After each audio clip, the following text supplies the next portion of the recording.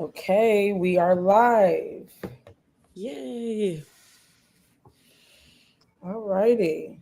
Marissa Price, my sister friend in the house. Thank you, Marissa. Okay. Well, we can just get started. It Sounds looks like good. there's a delay, um, but we'll run with it. Okay.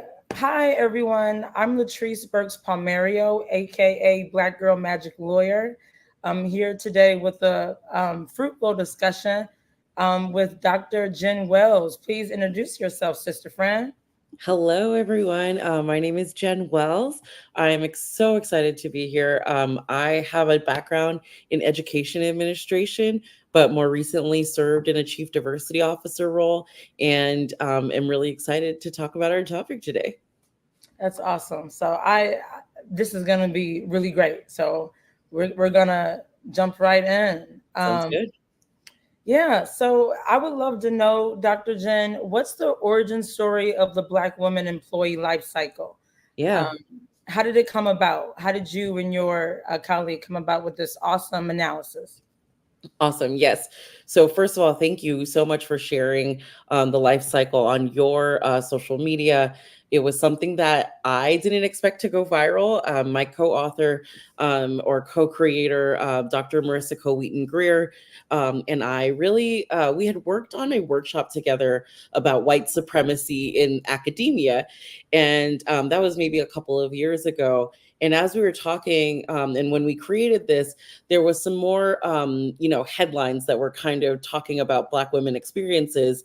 One was Claudine Gay at Harvard University, and the other one was Bonnie Candia Bailey, who had unfortunately died by suicide after reporting bullying from her boss.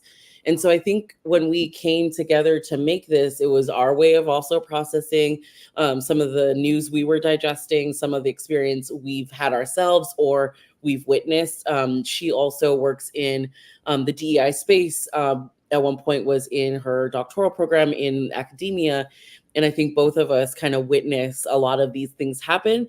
And so again, it became kind of a creative project for kind of putting all of those thoughts and processing, what's really going on for some of us in the workplace, or most Yeah, of us no, really. it's really groundbreaking. So this chart, Dr. Wells gave me the Mm, words to describe what happened to me twice. I thought I was crazy. I thought, like, oh, maybe it's me, but literally like to give this beautiful like layout of what happens to a lot of Black women across age, industry, sectors. It's just so empowering. This is an empowering chart. So yeah, thank you for giving us the words to let us know we're not alone. Um, absolutely. so Yeah. Black women in the chat. So tell me if this chart looks familiar. I did throw a link to the chart that it should be easy to like download and take a look at. Tell me if this is accurate. Drop a 100. Drop a 100 in the chat if this is your experience. Okay. So this conversation is for you. And as an attorney, I Mm, um, was able to kind of look at this chart to kind of help some of my like prospective clients give a word to kind of their work experience to help build their claims, because like this it's all connected. Like a Black woman shouldn't have to go through the cycle, but it is kind of yeah. mechanic the way that white supremacy and the workspace treats Yeah. us. It's a mechanic system, and it's crazy. So again, thank you. I want to go kind of in detail about this chart. Let's start with the first stage, okay? So Yeah. you ladies captured microaggressions during interviews and lower paying offers during the like interview post offer phase. Now that struck a chord with me. I'll tell you why. I've experienced both of those things. I've experienced microaggressions in interview spaces, whack ass questions that I'm asked that I know that I know my white colleagues aren't asked. But Right. then further, what hurts more is the lower paid offer. Now that happened Mm, to me at my first law firm. There was a white woman associate who was literally a year younger than me made the same amount as me, but for her being honest about what her raised letter said and mine, I wouldn't have known that. So I Yes. would love to know, like, what informed your decision to put low paid, low offers in, in this chart, and also microaggressions. Yeah, I could start with microaggressions. I feel very fortunate to have been on the other side of like the interviewing kind of spectrum as a DEI officer, and I think what one of the big tasks that I was tasked with was kind of thinking about how bias shows up in the interview process, right? And so we know already too, like what you could include on that chart was also like not even making it through based on your name alone, right? So we know that these microaggressions occur, but I think what's interesting is like we know that as Black women, we get our hair touched, we get asked like absurd questions about our physical appearance, or maybe some assumptions folks have about our background just based on the fact that we're Black women. And so it kind of made sense. And I think I had seen them also as someone who would serve on hiring committees and be like, I'm sorry, you said what to a client, like to a candidate? And really thinking about like, how might I make those things more aware? I think, some of the things that we know are common biases in the interview process are like halo bias, right? Or like, actually there's halo bias, which like one great thing gets applied everywhere, but the horns bias is like one bad thing gets blown up, and we might see that occur more for Black women than maybe our white and male counterparts. And then in terms of the lower pay, again, me and Marissa, one of the questions we got a lot when we posted this infographic was like, where is your research and what did you do to like prepare for this? And like a lot of it actually was just processing a lot of the research that's already out there. We know that it is documented that there is a pay gap for many people, right? So we know that folks are getting like smaller offers, or like you said, pay increases or promotion and tenure as it's related to that. And so I think we included that because I know I've been in conversations where I was surprised to hear some of the comparison with my peers that didn't share my identities, and curious about like, okay, was it work performance? Because that doesn't feel really clear. I really don't have evidence that would demonstrate why we are getting differences in pay. And when you don't have that evidence, you're like, well, it feels like there's a very specific reason that this could be happening. And so I don't necessarily have my own like anecdotes directly with this, but I do think that it is like you hear from folks who know that they've been lowballed, or as soon as like the works, like when they've opened up and talked about their pay, we find out that wasn't the same kind of offers made to their peers. I'm telling you, and listen, my sister friend Marissa Price just put in the chat, and I think I might be able to pin it. Let me see if that's. I'll try to pin that. This is my first slide, but anyway, Marissa is basically saying she was offered a low paid, a lower rate than people, and and had no idea that she could negotiate. My goodness. And that's where I come in. Like, people don't know that like you can negotiate on the front end of a job or on the back end, and both are valuable and both are avenues for you. But I feel like, from what I'm hearing though, even when Black women try to negotiate for that rate that we know we deserve, they come back with some ish every time, every time. And even me, like I had two firms. First firm messed with the money. Second firm, similar things. I'm like, hey, I would like 15% of every book of business I bring into this place. They said no. And then when I try to bring in books, what did they do? Cock block me every time. Like, that's just how it is. So it's just like, it happens across, age and industries. It doesn't matter. And look, I did a whole video on it, right? Dirty is the default in the American workplace. Sister friend, dirty is the default. That means that like you don't know that you're underpaid until you like talk around, until you find out. Some Black women are like denied benefits, but they don't know that until one of their white colleagues say, oh, are you getting this benefit? No. It's just like, but my question is, why not do right by Black women the first time? What do you think that's about? Okay, here, I was just having this kind of thought process as you spoke. I do feel like there are probably folks who are overtly racist who are like, okay, like, I don't know how you succeeded this far, having the identities you have and like tear you down. But I think what's more insidious are the folks who think that they're woke, think that they're working on their stuff. But when you look at the patterns of their behavior, it aligns with racist behavior, right? Like if we are equal, if we are both qualified, if we are both meant to take on this job, that should show up then in the consistency of your job offers. So if we look into the data, you shouldn't see racial discrepancy because you're quote unquote acting without bias. But unfortunately, I think a lot of folks aren't aware of the biases that they have. Right. And therefore they're not even thinking, they're like, oh, they can find the, like what me and my friends call the perfectly logical explanation for how they got to that number, when in fact it's racial bias, racial and misogynoir like at play. So speaking of misogynoir, you're wonderful because you segued to my next topic, right? I did a whole video on how misogynoir is illegal in the U.S. workplace. So, Black women inherently fall in two protected classes. We are women, that's a protected class, gender, protected, race, protected. So at the very minimum, by virtue of being a Black woman in the U.S. workplace, you are bound to experience some form of misogynoir.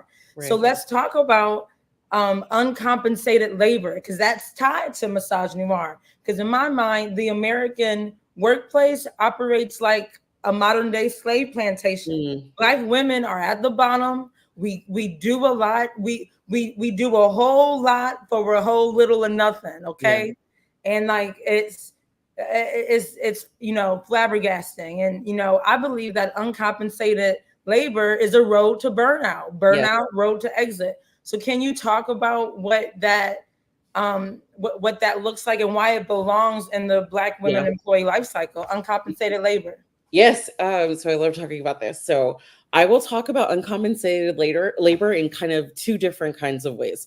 The first is kind of what you're talking about, right? Where somehow the Black women end up having to take the notes in the meeting. We're expected to be proficient in technology. We're expected to be proficient in, setting up things, right? Things that like our white male counterparts, no one's looking to them to be like, can you take notes? And so why am I the default in terms of who you're thinking about with some of these tasks that are not necessarily in my job description? Again, nothing wrong with folks who are tasked with that role, but sometimes like we're given that role when that's not what we're meant to do in that space. And so some of that uncompensated labor does come through being again, that unconscious bias of giving some of those kind of emotional taxing responsibilities to folks who are not meant to do that work. The other thing that I will also say is many of us are deeply invested in the success of our fellow Black women and other marginalized people in our organizations. Because of that, we often will take on the uncompensated labor of mentoring, of checking on folks, of building community. I think in the actual infographic, we listed, for example, some folks are in employee resource groups and leading those groups without any compensation when we know that these groups are tied to retention efforts. So why wouldn't they be something that is acknowledged in terms of its labor? I come from education, and one of the parallels that I'll talk about is I remember working with my amazing Black students in many different institutions and seeing them run themselves ragged, putting on programming for Black History Month, right? And watching them kind of not only navigate their wonderful academics, but also making sure the whole campus is aware of Black history and having celebrations.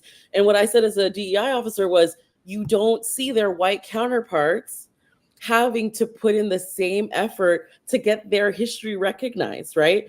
So similarly in the workspace, you don't see our white counterparts having to navigate racism, having to navigate, again, they might be navigating sexism, but not necessarily or racism. Another ism, right? Right, exactly. Right. And so in order to kind of compensate with that, or when you want to make sure that pipeline is continuing, you do take on some of this labor that's uncompensated. And it is passion work, but it also, like you said, leads to burnout. It leads to burnout. And it's okay, a few things. You had the nerve to tell me no when I asked for the compensation that I wanted. And then now that my Black ass is here, you want me to do more work? I'm telling you, but think about, and then you also, I want to just make light of the whole like note-taking thing. Okay, I'm going to take these notes because I know I can get the job done, but I will make note, you're not asking a white boy because you don't trust the white boy. So go ahead and say, we don't trust the white boy. We only trust you, sister friend, but just treat me well. Like why is dirty the default? Right. But I love that you point that out, right? Like there also might be the fact that we, I love that your company name is like Black Girl Magic. I've been in spaces where we talk about what this magic is, and a lot of times, again, it derives from working twice as hard to get half as far, and then also having to make up for, like, be proactive about the racism that we're going to experience. So yeah, I do take notes well, because I wouldn't be able to get where I am without taking those good notes. And so again, if you're going to capitalize on that strength, how does that align with how I'm compensated or valued within the organization? Because we're not seeing those same expectations on other folks who are not required to have those same strengths or competencies. And it's so true. I want to acknowledge what my sister friend is saying. Look, she's saying we lead all the communities, and that's true. We tend to like we take on so much, and we put a lot of burden on ourselves. That's true too, Marissa. Speak the truth, because it's like, because we know. Because we are, like Dr. Kamani says, that we are our ancestors' greatest dream. Mm-hmm. I know I'm not the smartest person in my bloodline. I had some really smart people who like lived and like survived Jim Crow, slavery, while also thriving and went to school and all these cool things. And it's like, we know we can do it, but it's to have to do it while our white colleagues get to rest. I literally said, like, here are my notes, white supremacy says that Black people aren't worthy of rest, apparently. Like, it's like, okay, so, and like, because we aren't rested, how might that affect the actual work that's being told, that's being required for us to do? It's almost like we're being set up to fail. You know what I mean? Yeah, absolutely right. Like there's that phenomenon known as the glass cliff, right? And so like folks are being like, oh yes, we need to hire diversity. Let's hire this person into important positions, but then they're not ready to support them in the racism, sexism, all of the isms that they experience when they take on this position. And then now it's like, oh, our DEI hire didn't do well, when in fact, like, you as an organization didn't really think about what it would take to support this new leader and build a culture where she could be successful. And so, yeah, absolutely. and listen, I'm so grateful that you mentioned like DEI work is important, but when you're not properly compensated, it's like, what am I like? Why do I have to work for you to acknowledge me to be in this space? Like, why can't you do the DEI work? Like, right. That's, you know what I mean? Right. Like, totally. Yeah, that's part of the uncompensated labor, is like oftentimes because we are the ones who are directly impacted when our organizations are not diverse or not inclusive or not equitable. And so we are often trying to help with that. And again, that expectation, unless it's explicit and there's accountability for it, it typically then lies on those of us who have marginalized identities. Absolutely. And I want to just kind of talk about, on like the legal end of things, I tell women who set up consultations with me to document everything that you do to make your your job run as smoothly as it does. Here's why: because uncompensated labor may not be paid on like that front end when you start the job, but on your way out, that uncompensated labor is due on payment. Okay. Ooh. Yes. Like literally, like document what you do to make that place, to make that place, profitable, because that's what they care about. Right. It's like, how dare you make money off of my back, but not going to compensate me? Like, you don't care if my family's fed. Like, right. Am I lying? Absolutely not. Yeah. So in the same stage, we're at this like optimistic employee, right? You list expertise discounted and legitimacy questioning. Yeah. And that happens to so many of us. It happened to me at my first two firms. And again, it happens across sectors. What's the root of that, do you think, Dr.? I mean, like, I think it all comes back to racial bias, right? Like, again, right? Like, we've seen examples of this where folks are like, "Oh, pull her resume." Like, why is she here? Because the default is that you shouldn't be here. Against all odds, you weren't supposed to make it here. So now I'm worried again. Like, this word that's getting thrown around, we know in current headlines, is the DEI hire, right? And so suddenly, somehow, the only reason we're there is because of our identities, not the fact that, again, we work twice as hard to get half as far in order to be qualified, in order to get in these spaces. And so then when we are in these spaces, a lot of folks find ways to minimize the experience and expertise that we bring to the table by undermining us, or showing out, and doing that. And then also, right, like, our credentials are questioned, or I referenced Claudine Gay earlier, right? Like, what does it mean that her research was fine-tooth combed, and how Right. many more folks could benefit from that fine-tooth comb as well, like, and are not getting held accountable in that same way that folks were asking for her to be doing. And again, it becomes a witch hunt versus like an actual like inquiry about like what prepares you for this role. It's more of like, prove yourself, because the belief system, the basic belief is that you shouldn't be there in the first place.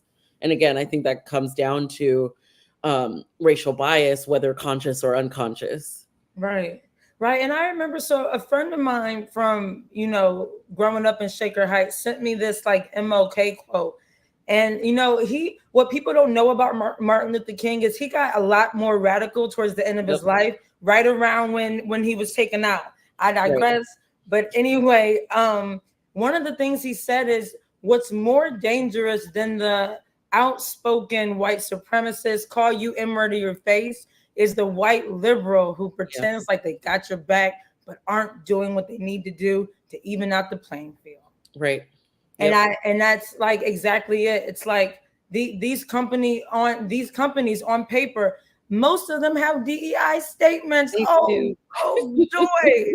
Wouldn't that be cool if we actually held them to those words that they so proudly, and boldly profess, that they don't actually honor? Yeah. It's and like I as a Black woman lawyer who clerked for a federal judge and who went to a top 20 law school, I've noticed that white people who don't have my credentials tend to give me the hardest time. Yeah. They'll find a way to say, oh, well, you clerked. Oh my goodness. I'm like, oh yes, I did. Yes, I did. That means that you can't tell me I don't know what the hell I'm talking about. Right. And then a mentor of mine told me, look, like part of their negative energy is also some of them applied to those schools and didn't get in. Can you talk about that? I mean, I mean, like, as we talk about, like, I hope if any allies are listening, right? Like, as white folks, part of it is understanding that these are the things that we face. And so we don't need, oh, are you okay? Or we don't need to be like questioned. We need you to like actually understand that these are the barriers that we're facing and actively work with us, right? Like, I think like you can get discouraged by like, oh, I didn't know that, or like, I didn't understand that was racial bias. Okay, right. So what work are you doing to like actually understand where these racial biases come from? Again, like, I want to believe that this world is not full of people who are like ill-willed towards me, but unfortunately, we have all been socialized. We have all been through this like world that like mistreats and diminishes Black women, and so it would be unreasonable that you came out unscathed from how that might be impacting you at a subconscious level. And so, like, how do you make sure that you're being mindful? Like, how do you pause yourself and be like, would I ask that to another colleague that doesn't have these identities? That's really important work for folks who are actually trying to do better to really engage with. I think that's totally right. That's totally right. And I want to ask you, is part of the, expertise, like discounting and like legitimacy questioning, is part of that fear of our talents, or is it something more like sinister? Yeah. I mean, I do think that fear is operating at times, right? Like again, if like oftentimes from our privileged identities, and so when folks are white and male, right, they are able to invest in this idea of a meritocracy, right? And Mm, so like you said, if they applied and didn't get in, it is really it doesn't they don't understand well when they see you, someone who they don't see as maybe someone who has those same merits, or worked hard to get where you are and are a DEI hire or whatever it is. And so I do think that like that makes it then harder and like more difficult to maybe interact or accept or know what to do with all of this. And so I do feel like fear is at the heart of that, right? We know that when equity is present, those of yeah. us who have been benefiting from inequitable systems will feel a sense of injustice, whereas it's actually just sharing the power, it's sharing the resources, and that can sometimes feel like inequity, when in fact it's really leveling that playing field that we talked about. No, it's so true, because then it's like, think about it, to achieve all the magic that Black women do, most of the times our credentials, experience, resumes, poops on these white people's resumes, like literally, like. But it goes back to what you said about, because we couldn't be in these spaces if we weren't excellent. Like literally, one presidential candidate is an attorney, senator, vice president. The other is literally a felon. And Chris Rock says it's all right when it's all white. Am I? Yeah, It's yeah, just, it's a different metric that yeah, is really unfair. But yeah. And so um, like, yeah, if there are allies on the call, this is what you are meant to use that extra energy you have from not having to do some of that compensate uncompensated labor. Like you like, and again, I can't talk without going into like being a DEI officer who's invested in organizational change, right? Like if right. you were an ally listening to this, again, it could feel like, oh, they're poo-pooing on white folks. It's like, no, we're not. We're asking everyone to acknowledge that this is how this plays out, and then ask what your role is in that. Yeah, and really, we want you to know that like you're either gonna talk the talk or you're gonna walk the walk, and Yeah, you like there will come a time where you will have to like decide which side you want to be on. yeah. Alicia Renice, the artist, is in the house. Oh my God, yay! So Marissa Price and Alicia Renice are like my. I mean, I haven't met Alicia yet formally, but just know that I love your music. You're inspiring. Wonderful. Thank you. This means a lot that you're here. Thanks for joining the conversation. Wonderful. Come on, sister friends. I'm loving this. Okay, so let's kind of keep, you know, talking about what what burnout looks like for Mhm. Black women. Because Yeah, it does, I'm convinced it does look different for us, yeah. right? I want to hear from you. Like, what has it looked like for you? For me, it's just like when you're under the strongholds of white supremacy and you're Black and talented, you start to question, wow, like, am I really cut out for this? Is this Yeah. for me? Like questioning your initial Mhm. mission, questioning the path that the universe puts you on, Yeah. puts Totally. you in the space that you were supposed to. The strongholds of America's caste system, rooted in white supremacy, Mhm. says that when you're Black and talented and you're trying to really do your thing, you start to question what and you lose interest in things that normally bring you joy. That was, Yeah. and then your like relationships suffer. Yes. So Yes. that's what it looked like for me when I had two toxic law firms. Yeah. Yeah.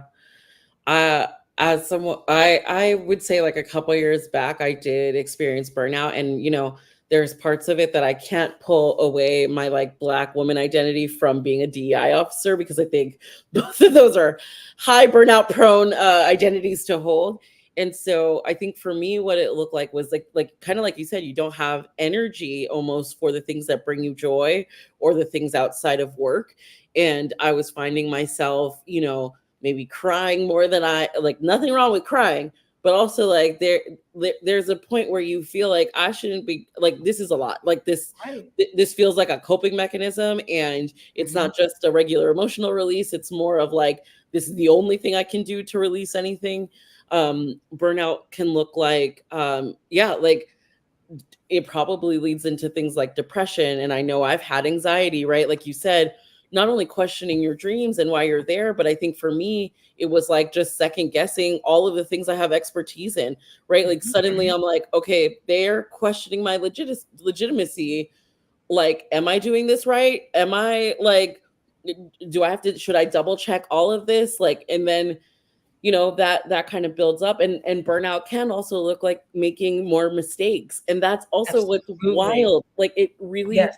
that cycle's pretty vicious, right? Then, Mhm. because after you've endured all of this like misogynoir, you are then also like burnt out and then prone to making mistakes, which doesn't help then when you are trying to like show that you are a qualified, amazing, excellent worker. One of the things I would say, some of the like strategies I use for burnout, beyond reading like audiobooks and kind of working with a therapist and like journaling, I think one of the like things that I love that I did was, again, working in education, there's a lot of things you can predict about your calendar. And so Uh-huh. what I went in and I did was I like looked at all of the different like weekend obligations I had for school, or I looked at kind of like what were stressful times, and I blocked out time for myself, whether that was taking time off or making sure that like I wasn't like booked back to back in meetings all the time. I would Mhm. say that that helps so immensely, is being proactive about what I was able to control. Because again, we know that sometimes like the only thing we control, the only thing we can control are the things that we can control, right? You can't necessarily change your boss, you can't necessarily change your organization. So then what can you change? Okay, I have control over these aspects of my calendar. How do I maybe navigate that to like prevent some of that burnout? Yeah, that's great. And I know you and I wanted to like talk about how Black women can avoid, if you're gonna stay on the Yeah, plantation, how do you try to like reserve yourself so you don't burn out? I right. want to acknowledge my sister Marissa Price. I would cry every morning, excuse me, before going to class when I was the only Black person. That's horrible. Like, Yeah. but I can understand how that would Yep. hurt. Like, and absolutely. And Marissa also says when there's a target on your back as soon as you walk into to these corporate jobs, and like no one prepares us for it. Now that's true. No Yeah. one prepares.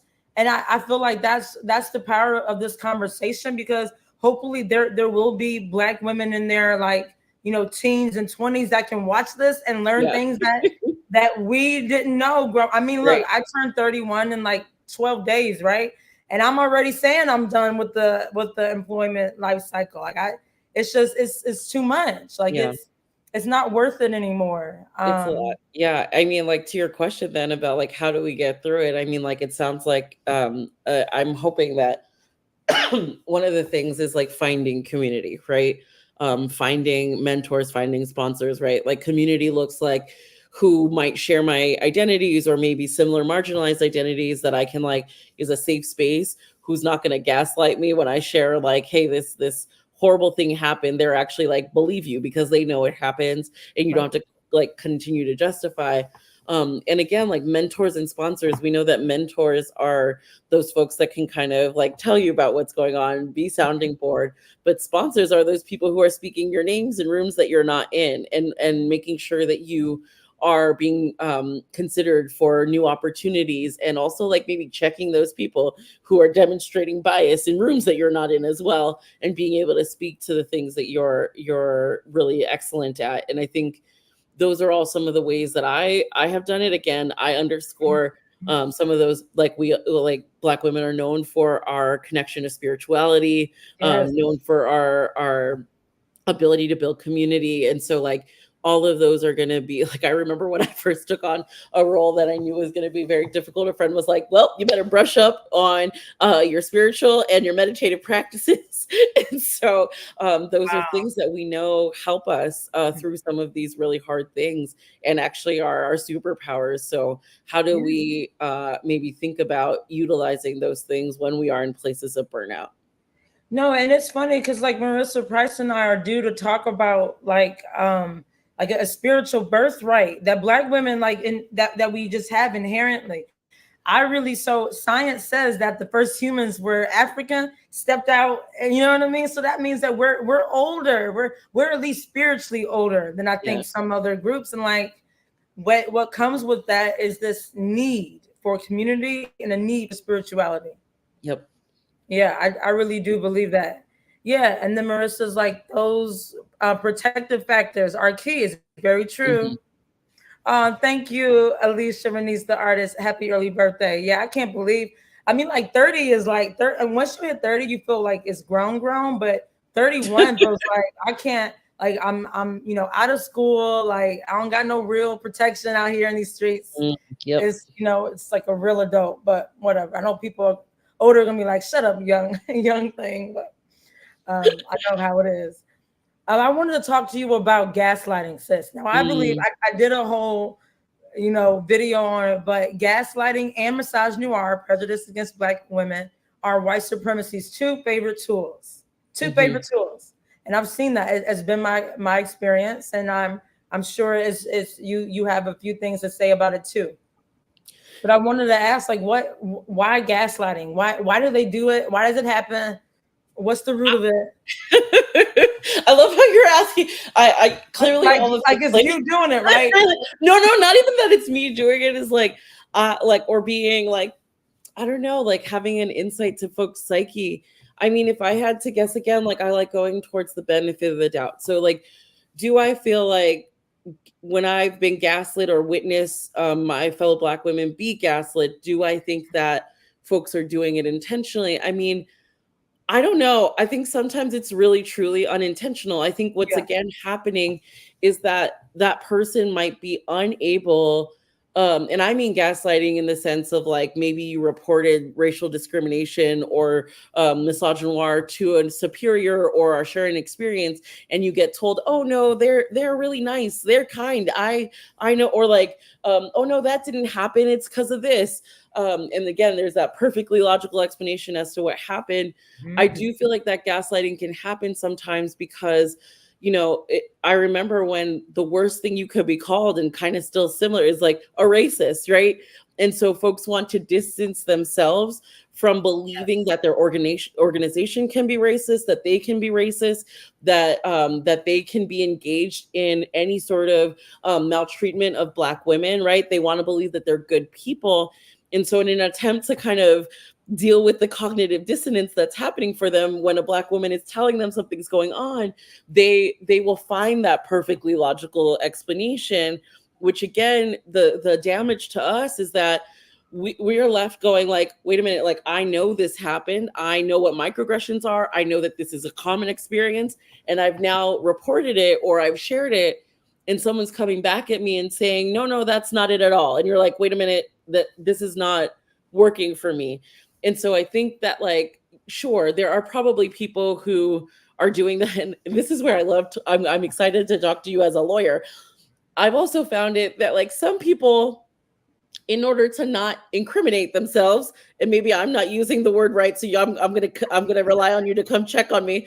But like, in order to like not admit fault, like have to gaslight, right? It's almost like they can't say that something racially or sexism or the combination of the two happened, because that would probably make them liable. And so then that is hard to navigate on a like day-to-day basis if they are not even willing to like acknowledge the wrong and right the wrong, because they're scared of admitting legal responsibility. And again, I'm using words I have no idea about. I have no law background, and so I would love to hear how You you hit how the nail you on hear the that. head, sister.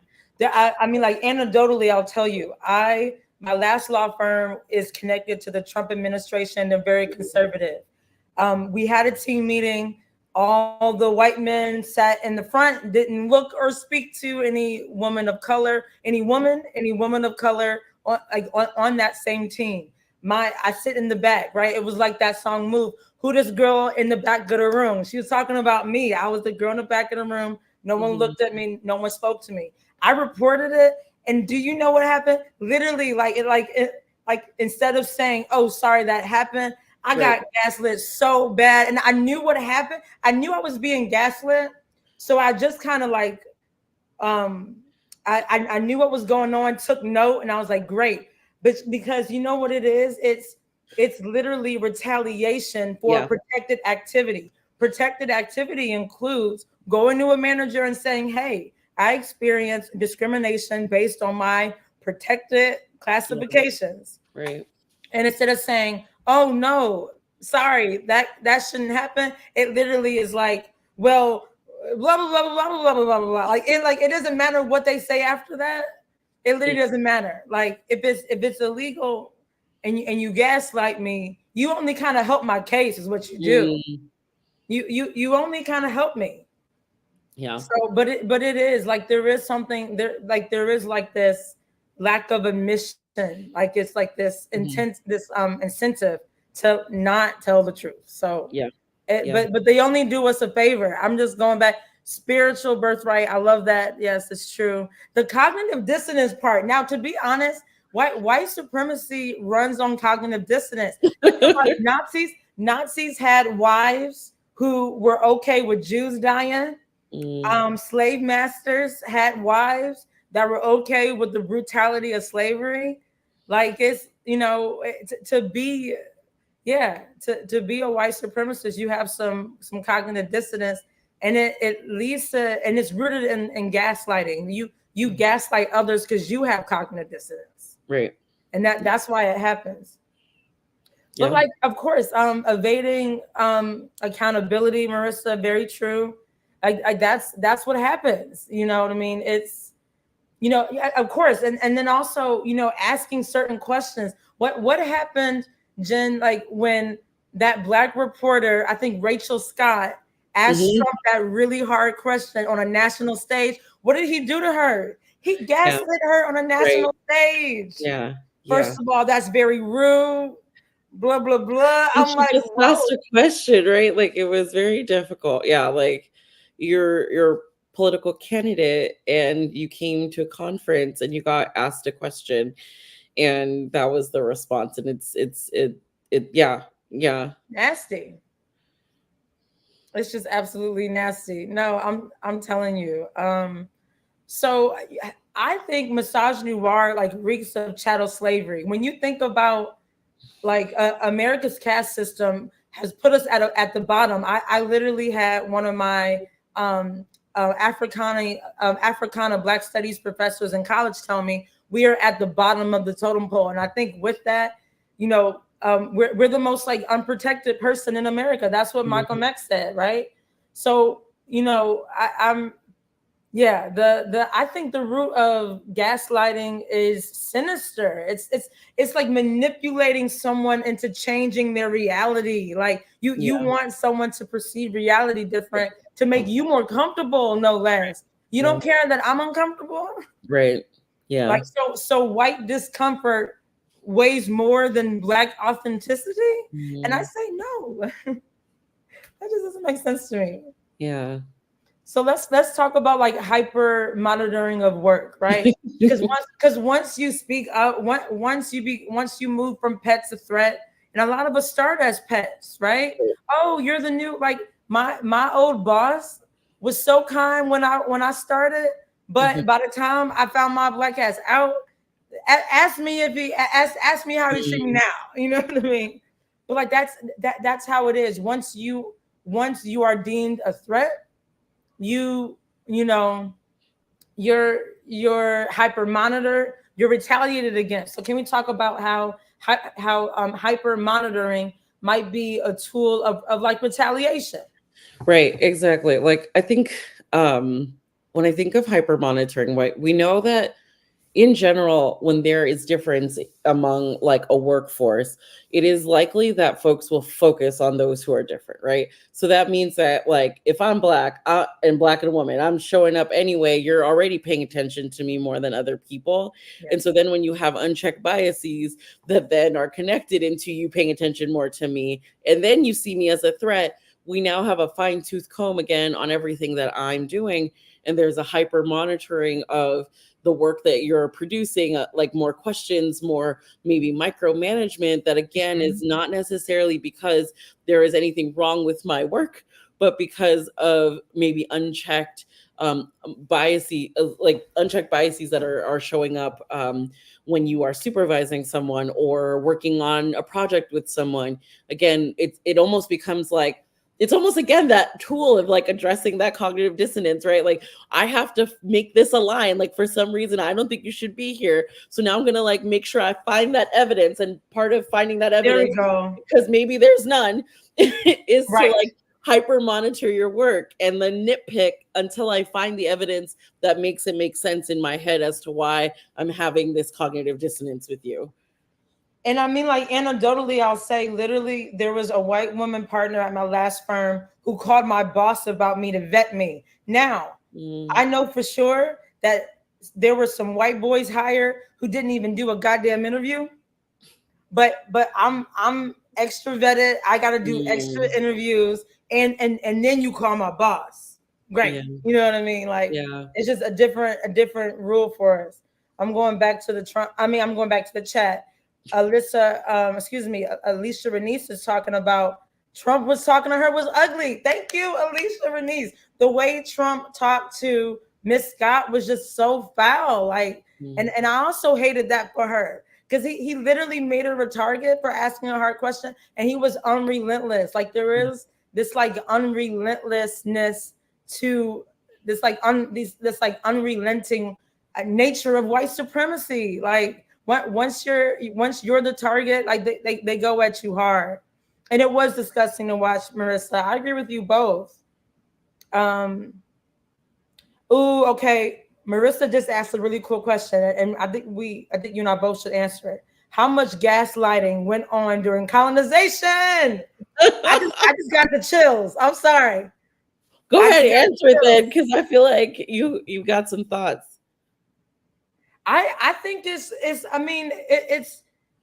one of the things they did. Like, how do you control a people? You take away their history, you take away their culture, you take away their language. And I've been thinking about this. I feel like all American descendants of chattel slavery should explore what parts of Africa we're from and learn our native tongues. Because one of the things that other racial groups they have language. So when they want to have private conversations, honey, they speak in their native tongue. What's ours, Marissa? What's yours? I'm Nigerian. I'm Ghanaian. I have like over 90% African ancestry. I want to learn my languages. I think we all should learn our languages, and then that way we can stay connected we can survive that gaslighting, right? How do you feel about it, Jen? I mean, you said a lot, so you said a word. I'm still processing. I'm processing it. Yeah, a lot. To answer Marissa's question, how much gaslighting went on during? A lot. Right? Wow. No, that's real.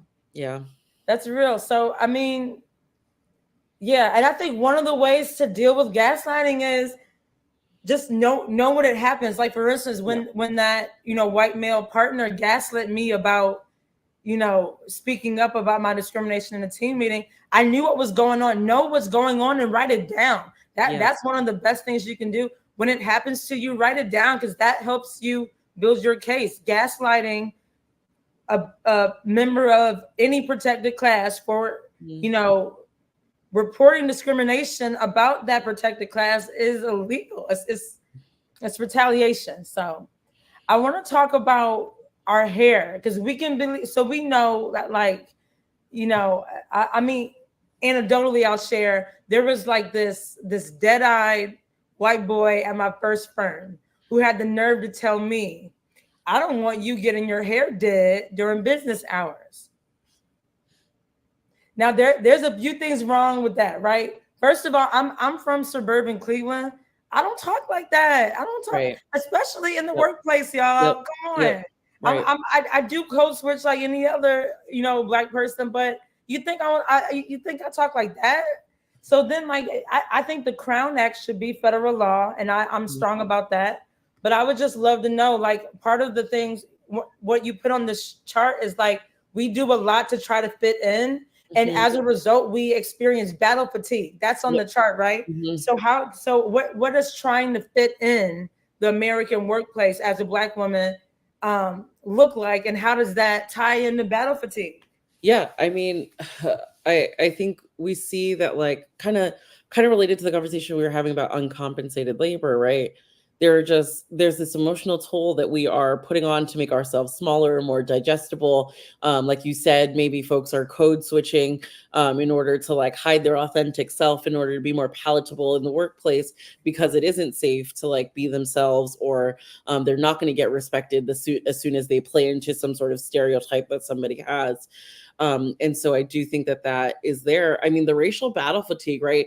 Yeah, it shows up in many ways. Not only like we talked about, where you are maybe fighting on behalf of other people who share your identities or other marginalized identities, but it also shows up when you're fighting it for yourself, right? Like the idea that you have to show up and continue to fight and continue to, like, fight off stereotype threat, or fight off, like, fight people's misconceptions of you. I think all of that plays into, like, getting tired of having to do that day in and day out, and again relates back to the burnout. And I'm grateful for you for saying that burnout obviously does lead to more mistakes. And then the more mistakes, unfortunately, is the more mistakes we make, that's the legal grounds that they will use to try Right. to fire you. Yep. But you know what you can do? Build your own case. Screenshots are your friend. I did a whole video on it. Like, Mm, you have to be your own historian and be your own yeah. fact finder, because you cannot rely on your toxic employer to tell the truth about you. Yeah. You just can't. So I'm grateful for you for saying that. Like, of course, like, being burnout is just being burnt out affects you. And yes, Alicia Renee, sis, he did say that to my face in front of a paralegal. You know what I mean? Like, that happened. And, like, yeah, it's total microaggression. Hmm. And we are fighting so many battles, and it takes a toll on our health. That's what Marissa just said. Can we talk about that? Like, Hmm. burnout has both physical and mental consequences. And they might look different for Black women. I know when I'm stressed out, I sleep more, y'all. Yeah. I don't know, like, I think maybe as like a little kid, like, you know how like children sleep when Turn they're off. stressed Yeah. out? I'm 31 in a few days, and I go to sleep. Yeah.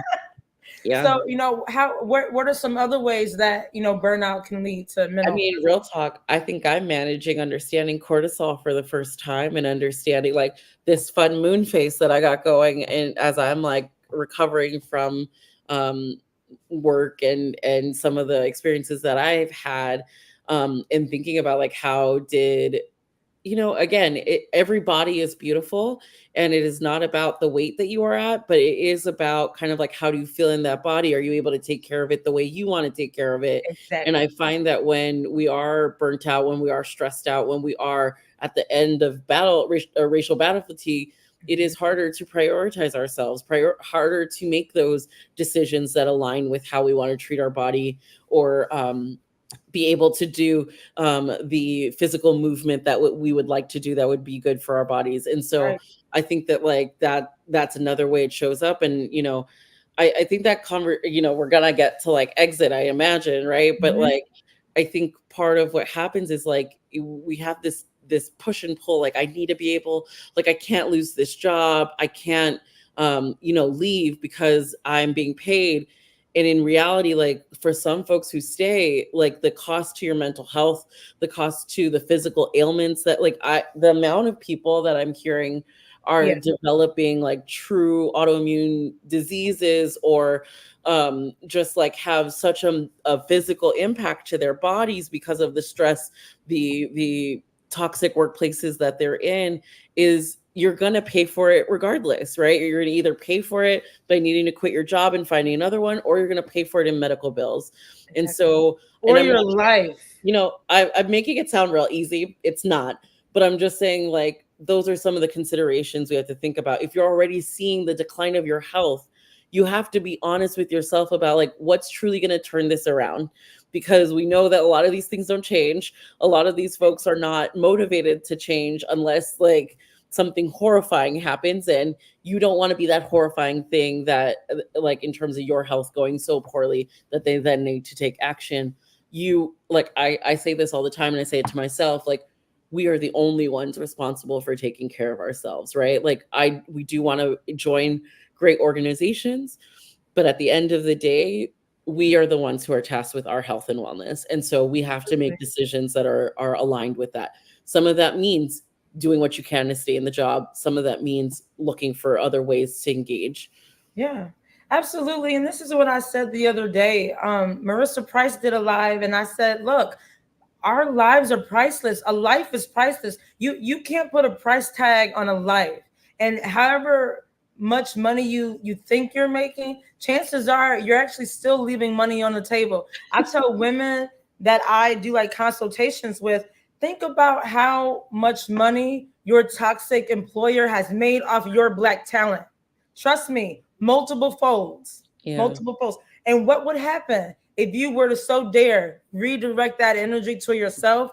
Chances are you will find your sweet spot like I did. Your sweet spot, you working in your sweet spot means you are using your skills and your talents. You are helping the people you want to help, and you are being in a position to provide for yourself and meet your needs. If you can do that and in peace outside of a toxic job, why stay? Yeah.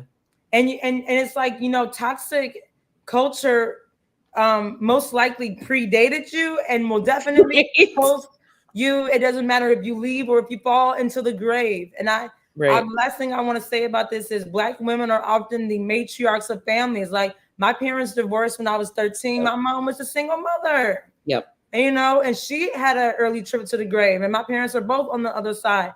But I saw how stressed out her job was. Right.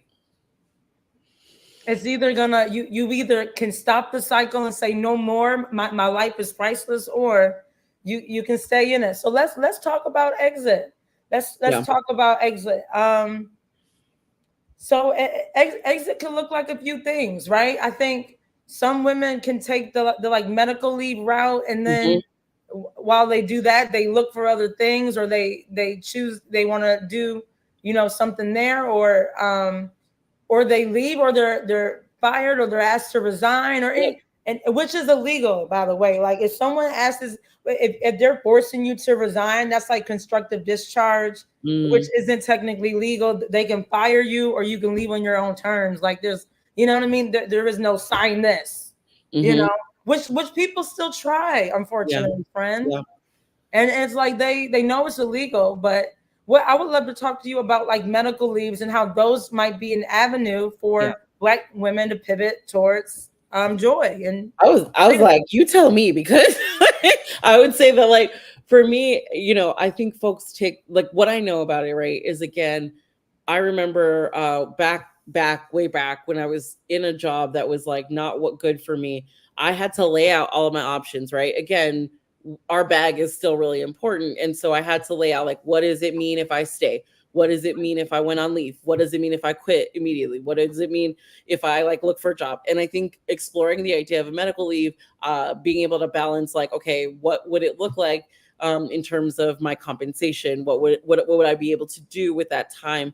I know that when I've talked to many consultants about toxic workplaces, a lot of them, one of their first recommendations is like, take that leave. And I was like, wait, time out. I don't know that I can take that leave. I mean, I think I have different, I have a different perspective now, because again, what we talked about, like you are priceless. And so if medical leave is the way that you can create some distance between you and the organization, you and the behavior, you and that person, I think that is a viable option. Again, thinking about the totality of your financial situation and your health situation. So I would love to hear from like what you're thinking about, like what you tell folks, or how you consider it with the legal aspect of it all. Yeah, so I'll be honest. Like, so when I'll start like anecdotally. Like when I had a feeling my second firm was doing me dirty, I thought about the leave. I thought about it, I was like, well, maybe like, you Yeah. know, I need some distance. And like that option would have been good for me, right? You know what I mean? So I tell Black women, if there is the option to take some type of leave, take that leave, set up a consultation with me, and we'll talk about Right. what you can do on the other side. But I Yeah. think also, you know, if you don't want to take the leave route, you can still, you know, stay there. They'll have to fire you or you stay, right? You know what I mean? Right. So it's like if you're gonna stay, still set up that consultation with me, and we can still have you, you know, negotiate while you're working there. They can't push you out Yeah. for any, like, you know, retaliatory reasons, Mm-hmm. and they can't retaliate against you for going on leave, which they do all the time still, which Yeah. is a big, you know, employment law no. Yeah. Like, especially if you, like, you know, document, this is what my life was before leave, this is my life post leave, it's worse. You Yeah. know, what's the difference? Like, and I guess people still retaliate.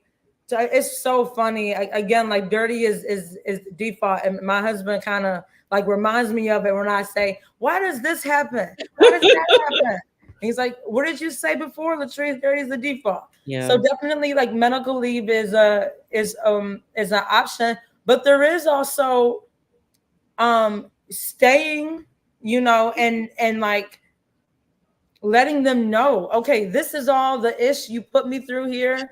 This is what these are all my prospective claims against you. Mm-hmm. You are going to pay me my 2 years. I tell Black women, for any Black woman in a toxic job, your minimum severance payment needs to be a year. Here's Mm. why. It'll take time for you to find another job. And if they have anything to do with it, they will make it difficult for you to find another job. That's why one of the things that I like to help Black women do is negotiate your exit, which needs to include positive references. Here's why. Because if you don't do that, there's no guarantee that when your next employer calls, they won't sabotage that for you. Right. Why would they do that? Because dirty is the default. But if you can, like, if you can combine them, excuse me, if you can compel them through like a contract, when my employer calls, you will say all these true things about me. I was a pleasure to have in the office. I got my work done, blah blah blah. Like, that's like, there's so much power in negotiating your exit, especially when you were done dirty. So Yeah. Yeah. but medical leave too, like, that's like, if you take the medical leave route, they're paying you. You want Right. to pay medical leave, and then you can decide what I'm doing. Yeah. But it's worth it. I'm gonna come to the chat here. Yay, Dr. Kamani in the house. Oh my God, I love her. Thank you, Dr. Kamani. This is wonderful. Yeah, no, this is great. So yeah, severance packages. Marissa, thank you. No, I think most Black women don't know the power of the severance. Severance is your friend. And here's the thing, I know for sure that these toxic jobs are gonna lowball your offer and tell you it's a good offer. Trust me. Mm-hmm. Trust me, they a lot of them offer a few weeks. No. I said, for the Black woman in the toxic job that is experiencing workplace discrimination based on protected classifications, she is due a year at least. Because it'll take time. Yeah. And your old time. Why not? I tell Black women, take a vacation, sis. Yeah. Like, don't even throw yourself back in the job market. Go ahead. No, I was gonna say I should called you. I hear that a lot. I hear that a lot, and it's yeah.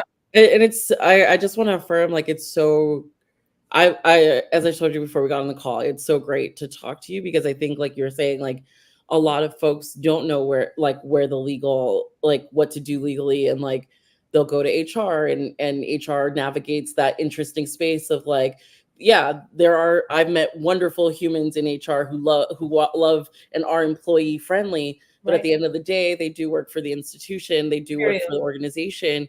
And so that's not necessarily the person that's going to advocate for you the best, even though, you know, they might be a really great human. And so it's been awesome hearing from you some of the legal considerations, because I don't think that a lot of it's known. And yeah, it's Yeah, no, and I think Dr. Kamani is saying that family leave helped me. I said Mm. FMLA. Mm-hmm. So no, that's good. I mean, it's that's the way to do it. Yeah. Oh, awesome. No, there needs to be, and to be honest, I've been, I sent you my slides, sis. You already know what I'm really about. Like, Dr. Kamani knows what I'm about. Marissa, Alicia, Renice. I'm a pleasantly radical Black woman. I identify as Black Girl Magic, Thurgood Marshall before he went to the bench. Okay, because guess what he was doing? Impact litigation. He was using his legal training to help Black people, and that's what I'm about. I didn't go to law school to help, rich white people stay rich, and that's why I was pushed out of those environments. Mm-hmm. And this is what I tell people, Dr. Wells, like when you are good in a toxic work environment and you're pushed out, that means that you're good. That is good for you, friend. Yeah. That's good for Yeah. you. And when all is said and done, I say this to every woman I do a consultation with. When all is said and done, they did you a favor. Mm. They might have saved your life without you even knowing. Yeah. It's Preach on yeah. it. Yeah. Yeah. So I mean, there was one more thing I wanted to ask you. I wanted to ask you actually about isolation. So you know how that's in the stage before the exit, right? Going back to my notes. Like, what does that look like for you? I mean, because I've experienced that. Once you go from pet to threat, which is what Dr. Kamani talked about on her channel. Once you're deemed the threat, the leader who calls you the threat starts this like covert campaign around you, and you become the target. And it happened to me at my last firm. Once I went from named partner's favorite to his not favorite no more, my so-called friends at work started to act funny. So what does that look like? Yeah, I think like again, like or there's multiple ways it can look, like you're saying, right? Like it could be that someone has again seen you as a threat and now they're kind of leading the charge in mistrusting you and hyper monitoring you and gaslighting you. And so now like you have no one you can trust. I think it can also look like again, like maybe you being hyper vigilant because it's not a psychologically safe workspace. And so now you have like you don't know who you can trust either. You can't be your real self. You don't want to be known as the angry Black woman or the woman who is always talking about race all the time. Like you don't want to be those things. And so you end up like staying to yourself and not really engaging as much. Or isolation can look like not being included in projects and like being like promotion stunted was also one of the things in there, right? Like, and so it just becomes like, again, when you're in that threat, you're viewed as that threat, a lot of things just somehow become more difficult that are like the typical functions of your job, and people are supposed to be collaborating, but suddenly you're not engaged as much, or you are being hyper monitored, but maybe not like actually involved in the work or the projects that you're meant to be. That, and I think, what I hear from a lot of Black women is that they get excluded from meetings. And I feel like there's my Gen X mentors, like, like Dr. Kamani might have talked about it. One of my other mentors definitely has, like, she was the second ranking person in the office. Yeah. And they were still excluding her from meetings. It's wild. It's like, how are you the like right hand to the boss and you're still not included?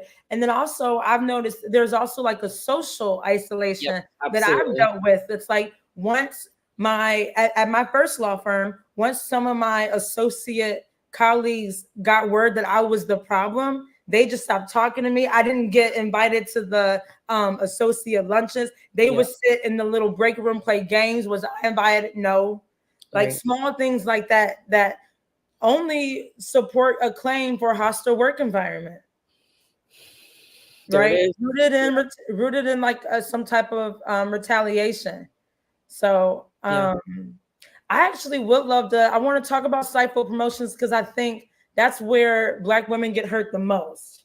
And So stifle promotions, Mm. like what exactly is that, and why? Like, what do you think informed the chart?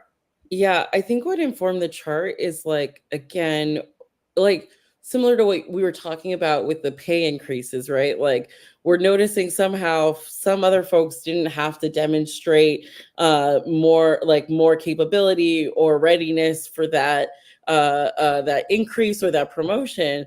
Whereas we as Black women, not only are we doing it and doing it well, we're told to wait our turn or to or just told like, oh, you're too ambitious or like. And I hate to say this, but I think it's worth saying is sometimes that comes from fellow Black women, right? Like Yeah. sometimes, and I know you're in a more traditional field, and we've seen other traditional fields where unfortunately the Black women who've come before us had to go through the gauntlet in order to get where they are. And so it makes sense then that sometimes they turn around to us younger folks and say, you should do it too. So then they calm us down. They tell us that they need us to settle down. And so how do we make sure that we're also looking out for one another as well, right? And so Absolutely. I think that stifled promotion can look like you might be ready, you might have done all the work, but somehow you're still not being supported. You're still seeing your white women peers or your white male peers being promoted or asked to do more things in ways that they didn't even demonstrate competency around. They're just given it. And so I think that's where that becomes really difficult. And again, can lead to all of those other things that we talked about. Absolutely. And I think once you're deemed a threat, like especially if you speak up for yourself, Yeah. like I know for certain that white women weaponize tears. Now Mm, I've seen it, it's happened in spaces I've been in, but like, weaponizing tears like can lead to more stifling because we're like, oh, we're scared of her. She right. she can't be a leader. She's scary. Yeah. And it's just all BS. Yeah. If you're tuning in to this live, please hit the like button. Thanks, Marissa Price, for the reminder. By liking it, YouTube will share this video with other people, and it matters for what it matters for this movement. We're trying to liberate as many Black women as possible. So I think we're about ready to wrap up. I want to ask you, I guess, as like a final question, how many times do Black women go through this cycle? So for instance, for me, it was twice. Mhm. I guess I have a lower tolerance for BS than some people. Yeah. But for me, 2 rounds of the Black women employee life cycle was enough for me, so I could say, Yeah. all right, let me not deal with this anymore. I'd Yeah. rather work for Black women Yeah. as a Black woman. So what do you It's think? it's interesting because like again, so those of you who are in academia who are maybe on this live, you know that there is a academic rigor to putting together models like this. And so I feel like I need to name that like while it is in a cycle form, it is meant to kind of map out maybe where folks might experience these types of experiences along your journey in an organization, but that doesn't necessarily mean you're experiencing all of them or that you have to go through the full cycle in order to understand that you want to leave someplace. And Right. so I think to your point, I think a lot of us have experienced some part of the cycle in all of our jobs, right? Because that is the nature of the existence of misogynoir in our organizations. And so Mhm. while you might feel good about your pay and you might feel like you are on the promotion, you probably are doing uncompensated labor, right? Like there are so many things that are maybe part of your journey. And so I will say like that then becomes our choice, right? Like what can Right. we then again take back into our control, which is I often talk to folks about how do you make sure that when you're interviewing with a new company, that you're interviewing them too, right? Ask them, like I saw this thing where like you ask them situational conversations, right? Like you ask them, okay, you're noticing racism in the workplace. How do you support employees? Like asking them those direct answers. I will tell you, the places that you don't want to work will hate those questions. And so it'll be good because they'll say goodbye to you because they didn't like your questions. And which is a great sign that that place is not open to even talking about some of the difficulties you might experience, right?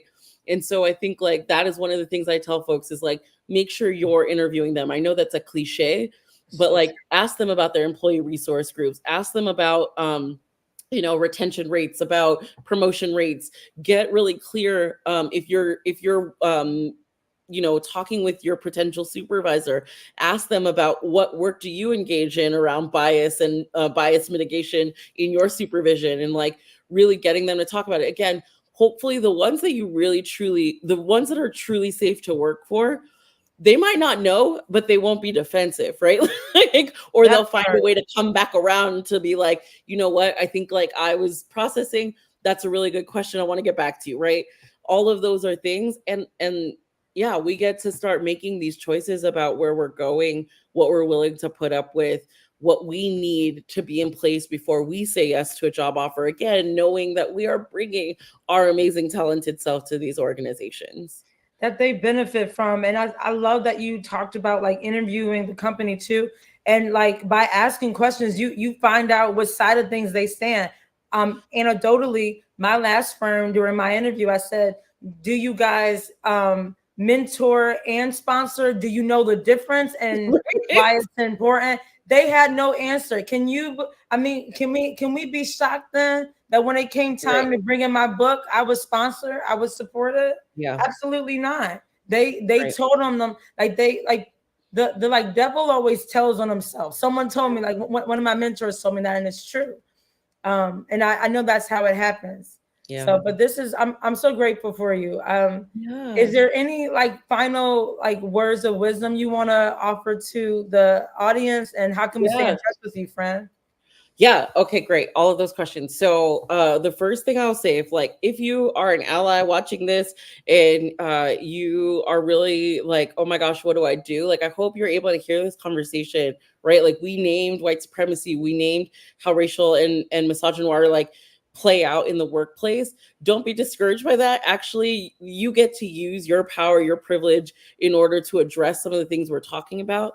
And then to my fellow Black women on the call or on this live, I just encourage you to remember that you are magical, amazing humans, that you deserve to be treated well. You deserve to be in a psychologically safe environment. You deserve to be able to name these things and know that maybe nowhere is perfect, but you need to know that like someone's working towards it or is at least willing to acknowledge it. And so I want to just say like, thank you for having me. I would love for folks to connect with me on LinkedIn. You can find me by typing in Jenn Wells, EDD. That's what my name is on LinkedIn. And then Dr. Jenn Wells, 2 N's, all one word on Instagram. If you want to see some fun DEI content and like other things. But I'm so honored to be here. I'm so excited that you invited me and that we were able to have this conversation, because I'm finding more and more that is really important. And again, hopefully the Black women on this call find that they're not alone, that they're not crazy, that these are experiences that many of us are having and are navigating. And, we're like, Latrice is making sure that this conversation's happening. So it's been really great. Yeah, thank you. No, it's like I said, when I'm throwing your LinkedIn in the chat so people have that. Thank you. But I'm grateful for you, because when I saw your chart, you gave me words. You gave me the tools to explain not only what happened to me twice, but what happens to thousands, if not millions, of Black women. Like, it happens to us. Yeah. Like this happens to us, and it's by naming the issue, we're able to talk about it, to solve the problem. Right. All cycles are made to be broken. And like all cycles, this cycle can end, but we have to be able to talk about it. We have to be open to change. Change only happens if you are willing to change. That's one of my favorite affirmations. I am willing to change.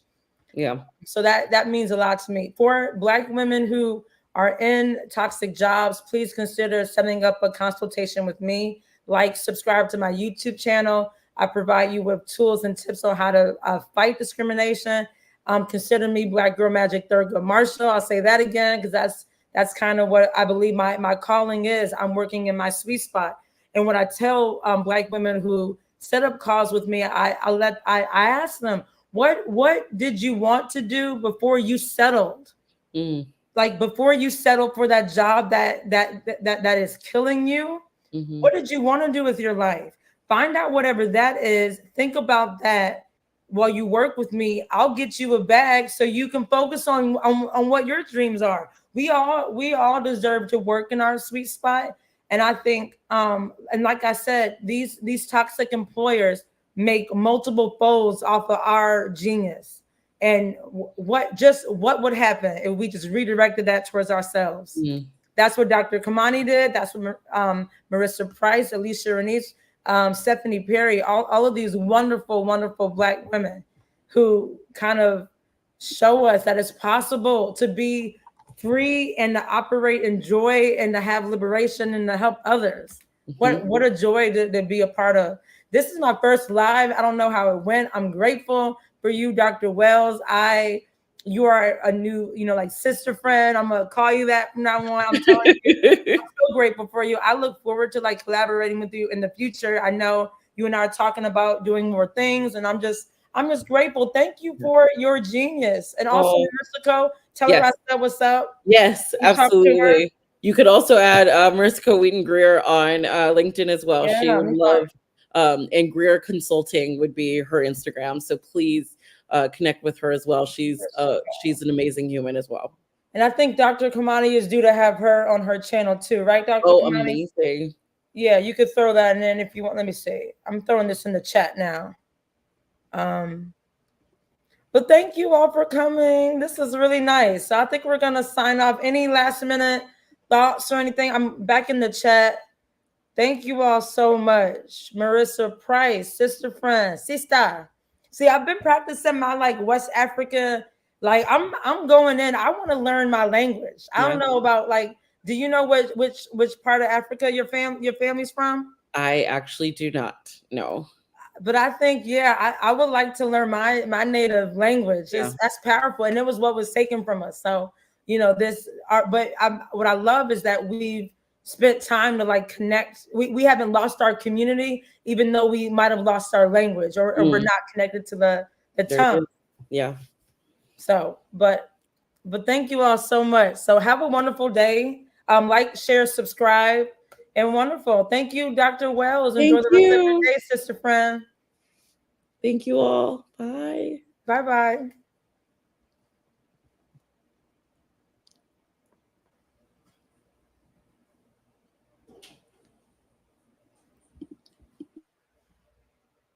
Let's see.